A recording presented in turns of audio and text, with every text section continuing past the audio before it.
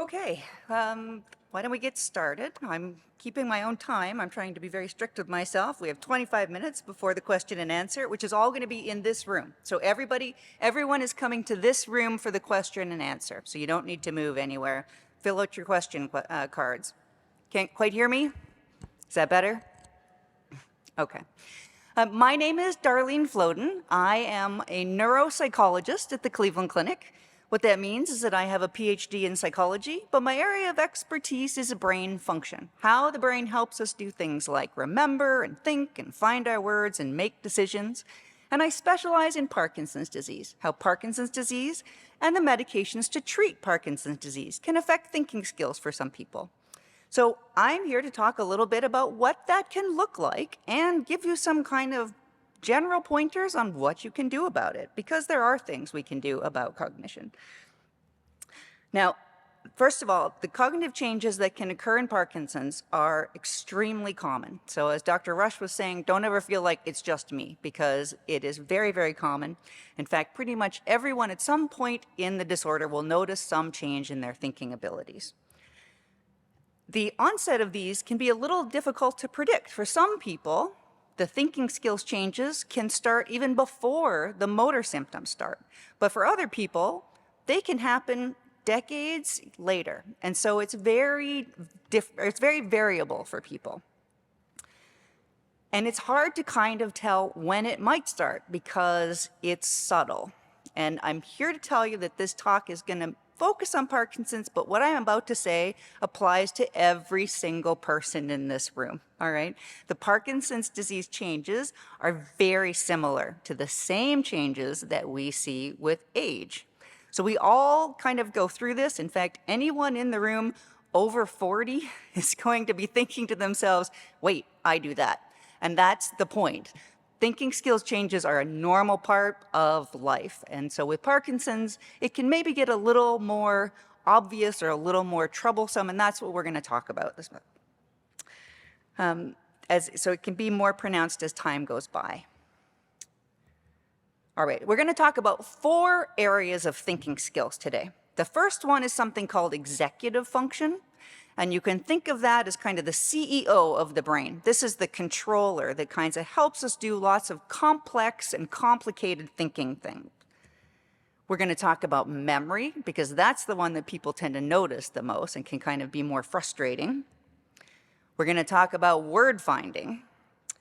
And we're going to talk about thinking speed. Okay, so those are the 4 things we're going to focus on today. And I'm going to go through each one and give you some general tips on what you can see and how to kind of make up for that, how to compensate for some of these changes. So executive functions, there's a whole bunch of things that we call executive function. There's a lot of different skills that fall under this umbrella. And one of the most common ones that can be affected with Parkinson's is in your ability to kind of plan or use a strategy to approach things. So it's much harder to think about, well, in advance, what are the things that I need to do to kind of prepare for something? What's going to be the most efficient way to attack a problem that is a new thing? And generally, recognizing that that's the fact is half the battle. So I encourage people to be very deliberate about plans or things that are coming up. Create a plan, create a task plan, something where you've actually laid out exactly what all of the steps are, so that you don't have to be in the moment, what is the next thing that I need to do, or what's the next thing I have to kind of keep in line. So just make planning and strategy part of your morning routine. What are we doing today? How are we going to do it? Organization is another executive function, and some of us are naturally better at this than others, but it can be a little more difficult to stay organized. So you might find that you tend to misplace things more often, or things just kind of aren't where they're supposed to be. So the idea, probably the best way to tackle this is to make sure that there is a place for everything and everything in its place, and be very routine about these things. If you always know where to look for something because you always put it there, you've kind of solved the problem. If you're like me and you spend a good half an hour a day looking for your reading glasses, no matter how much you want to tell yourself to put them in the same place, you can avoid it altogether and put them on a chain around your neck. Keep things kind of in plain sight so that you don't have to worry about where did I just put that.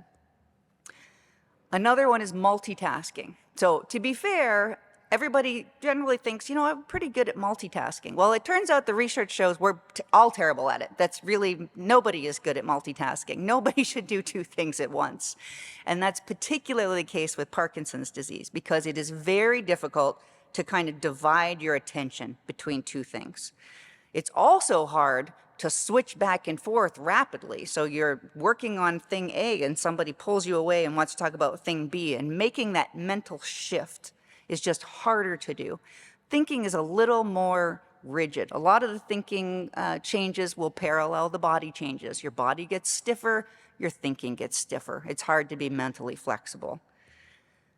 So do what we should all do. Again, this is advice to everybody. Focus on one thing. Do one thing at a time, do it very well, and move on. And try not to make yourself split your attention between two things because none of us are very good at it. All right, memory. So memory incorporates not only remembering things that have happened in the past, it's also remembering things that you have to do in the future. And some of us, again, are naturally good at this and others are not. But what happens with Parkinson's disease and also with normal aging is not necessarily that we can't get things into our memory, it's that we can't find them when we need them. All right, so if you think of memory as a filing cabinet, and in that filing cabinet go your experiences, your conversations, your list of things to do.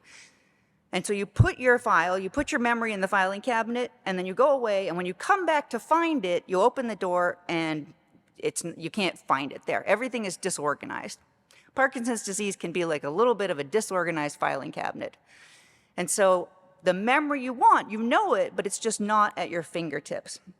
And so what can be helpful is to help yourself find alternate ways to find information in your filing cabinet. One of the best ways to do that is to link information to something you already know.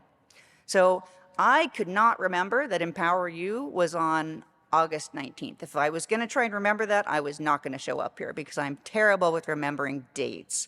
But as it happens, August 19th is my parents' wedding anniversary. So now Empower You is on my parents' wedding anniversary, and that gives me two ways to get to that date. So those kinds of strategies can help you have multiple ways to find information in your filing cabinet. Another thing to recognize is that sometimes if somebody's looking over your shoulder and being like, oh, is that the file you're looking for? That can help. So if you have conversations like, well, remember, when are we going to the meeting? Oh, it's 9 o'clock. Oh, that's right, you told me 9 o'clock. So the information is there, you just can't get to it.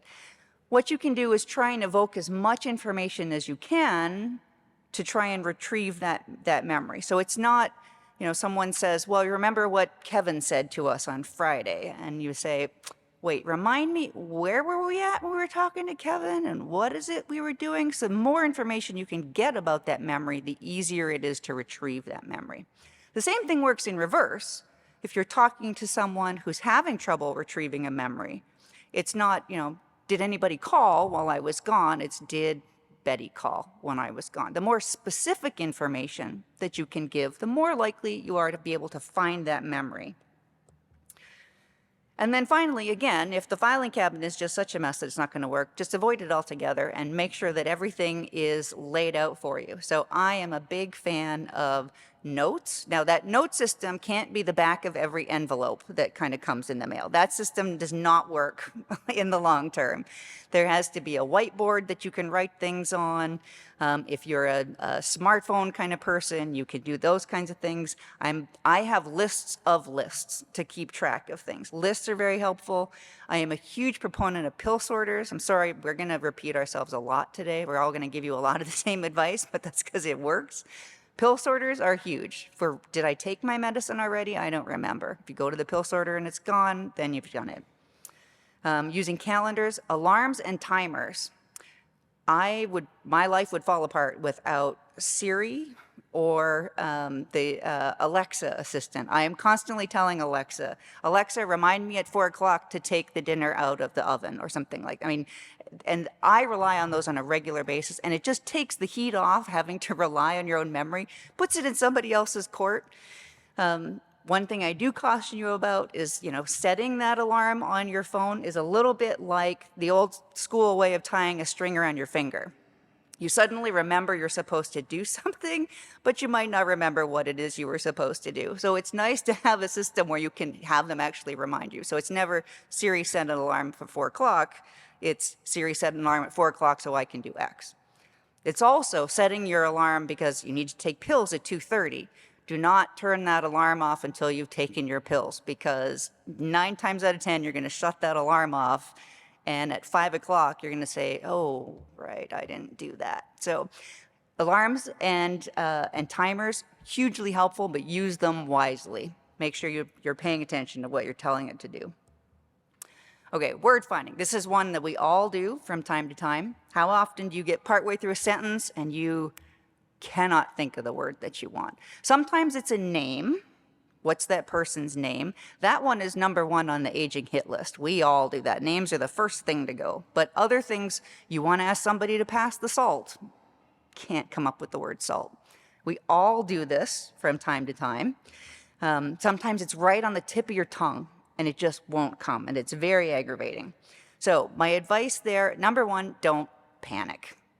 That makes everything worse. The moment that you're upset about not finding that word is long gone. It's not coming back anytime soon. So give yourself a breather. Acknowledge this happens to everybody on the planet who's at least semi-normal, and just kind of work with it. One of the most helpful strategies is to play the alphabet game. Start going, was it A, B, C, D? If you can catch the first letter, sometimes that's enough. If it's not enough, then you can start talking around it. Well, the word starts with C, and it's what you mean when something is really obvious and hard, and it's concrete. Sometimes you can talk yourself into it. Worst case scenario, you get your point across and you can move on with the rest of your conversation before you forget what you were saying in the first place, because that's another thing we all do. All right, and then finally, if none of that works, come back to it later, because one of the truisms is that you can't think of it now, but 2 hours later, when you're not in front of that person, it's going to be right there. So call them and tell them, hey, I thought of the word.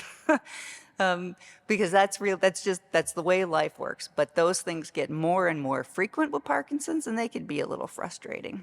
But some of these tips can help. All right, so the last one I'm going to talk to you a little bit about is thinking speed. So again, like the motor symptoms of Parkinson's, things slow down. Same thing happens with thinking skills.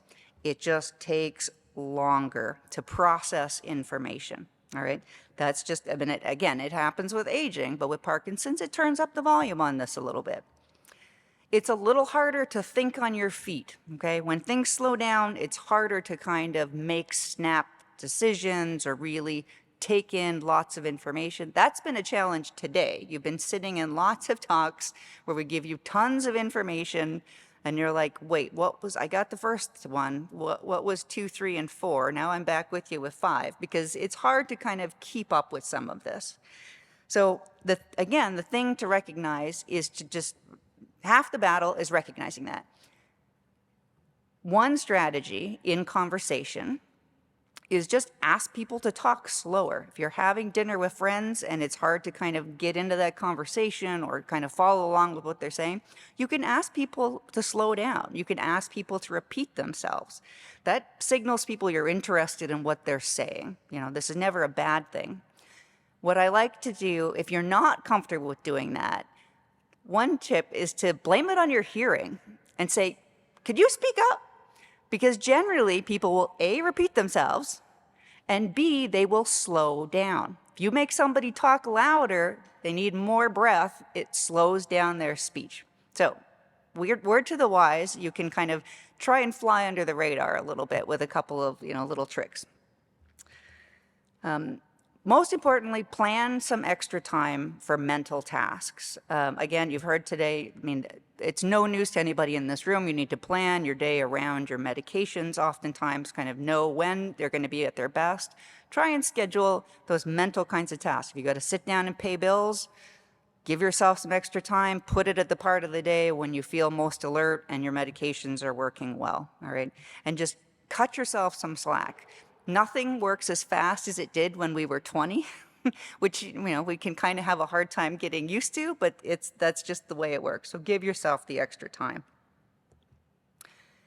The third one, which I think is really important when you're in an important kind of situation, you're at the bank, you're talking to your doctor, you're at a work meeting where you're getting a bunch of things to do, ask for information in writing. This is going to do two things. It's going to give you the opportunity to review it again because, remember, memory is not exactly what you need it to be, and it's going to let you go through the information at your own pace. And then it's going to be there for you to check again later on. And so get out of the habit of having to answer somebody right now. It is okay to go and say, you know what, I'll get back to you tomorrow, or, you know, we need to discuss this, or I'd like to think about this. But give yourself some extra time to go through things and make sure that you have it, whether they've given it to you on a piece of paper or they emailed it to you or they've directed you to it on some website, but make sure it's written down somewhere because that makes sure you don't miss anything. All right. Now, those are the examples of the kinds of changes that we all have, but that can become much more prominent with Parkinson's. And those are 4 of the most common ones. And so there's very specific kinds of suggestions for what to do in each of those situations, but there are very, very important general steps that you can do, we can all do. Again, this is not specific to Parkinson's disease. We can all do this to make thinking work as well as it possibly can, to get every drop of energy out of your brain. The first one, and I'm completely a broken record on top of everybody you've said today, but get moving. Exercise is key to managing the physical symptoms of Parkinson's. I'm here to tell you that is the best pill we have for cognition, all right? And that goes for everybody in this room. The difference between people who exercise regularly and the people who don't on my memory tests is quite remarkable. So, word to the wise, get moving in whatever way you can. Second one is keep thinking. All right, being mentally active is really, really important. So Dr. Rush was saying, you know, maybe don't say no to that gathering. I'm telling you, go to the coffee session, join the club, go to the Bible study, go just be mentally active, be engaged and interested and try and participate to the extent that you can because keeping your brain machinery moving is important. Third is sleep. And again, this is a broken record, but a tired brain is an inefficient brain. And I can, in older folks with or without Parkinson's disease, mimic dementia in people who do not get enough sleep. Now, sleep is a problem in Parkinson's, and this one you may need help from your doctor, but whatever you can do to improve the quality of your sleep will pay spades in terms of your memory and thinking abilities. All right. Fourth one, which oftentimes goes overlooked a little bit, is hearing and vision, all right? If you are struggling to make out what you're reading or understand what everybody is saying to you, you are basically using a lot of the gas that you should be using to think about something, just to figure out what's going on, all right? You're using up a lot of mental energy just trying to discern what people are saying. So get your eyes checked. If you've got glaucoma or cataracts, get that looked after. Make sure your prescription is right, because being able to see properly is critical. Hearing is probably more so for remembering conversations, being part of, meetings. Hearing aids are sometimes a blessing and a curse. The technology gets better all of the time. They can be really expensive, but again, if your hearing is not working, if you're not hearing what somebody's saying to you, you're not remembering it, all right? And that very much comes out in how well you're functioning from a cognitive perspective. The fifth one is to address mood. So Dr. Rush talked a lot about depression, anxiety, and how important those are for just getting the most out of life. I'm here to tell you that this is another thing where depression in an older brain can mimic something like Alzheimer's disease. Depression is really, really hard on your thinking skills. If your mood is not where it should be, your memory will not be either. All right?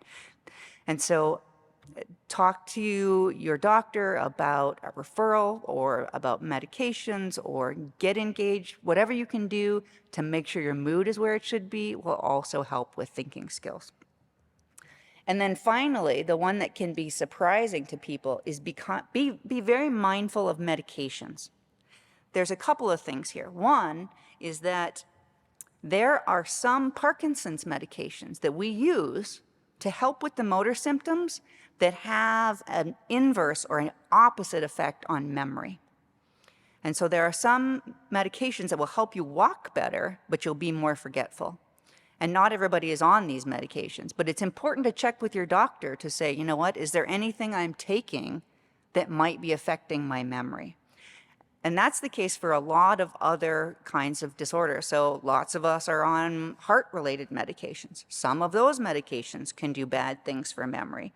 Sometimes there are some classes of antidepressants that can be doing bad things for memory. Be very, very mindful of that, because oftentimes we can switch those. There's generally another option, something that is not going to be as hard on memory. So keep that in mind. The other thing to keep in mind, as I mentioned, you need to watch for doing mental tasks when your medication is at its best. This is also important because the dopamine medications affect thinking skills. The chemical that underlies a lot of executive function, which we talked about at first, is dopamine. And so if you have too much or too little dopamine, not only is it going to affect your movement, it's going to affect your executive function. And so keeping that in mind, that's another thing to monitor with your medications, and make sure you're doing mental tasks at the time your medicine is making you feel the best. All right, so the bottom line is talk to your doctor. As soon they really don't have a lot of ways to know if you're having trouble with forgetfulness or thinking problems, because they're very busy talking about your tremor, other things. I mean, they'll ask questions, but they won't know you're having trouble unless you're talking to them, because they can help sort out what could be going on that shouldn't be going on. There are times when maybe somebody's got a vitamin deficiency. You don't have enough B12, there goes your memory. Or maybe you've got a low-lying infection. Infections can cause confusion. And so making sure your doctor is aware can help them make sure there isn't something going on in the background that can be fixed. They can send you for referrals. They can send you for formal cognitive testing, which is what I do. And I've recognized a lot of people in the room over the course of the day, because lots of people come to say, how is my memory doing now? Can we keep tabs on it? So we can do that. Physical and occupational therapy can get you moving, get that exercise piece going, help with those compensatory strategies at home, setting up those timers and those alarms that will keep us all kind of on the straight and narrow. And then social work for, can I get access to a gym, or, is there transportation to take me to this group over here? All of these things can be kind of directed through your doctor. They can also send you for those sleep studies to make sure there isn't some treatable sleep problem going on, to make sure that thinking is working well. They can send you for your vision testing, get the hearing testing done. And then finally, they can watch that medication piece, which is really, really important. They also have a couple of tricks up their sleeve. There are a couple of medications for thinking problems when they get to a very advanced stage. So for someone who's started kind of moving past some of these kinds of, inefficient or kind of irritating changes, when things become confused or they're not sure where they are, there are medications that we have to try and help clear that up a bit. And so those are the kind of quick and dirty suggestions and things to keep in mind when you're thinking about cognitive changes. Like I said, if you have Parkinson's and cognitive changes, you're not alone. Everybody in this room pretty much can relate to some of the same problems. But the important message takeaway is that we can help. We can do something about it. So if you're vigilant about it, we can get you the best we can be. All right, thank you so much for your attention.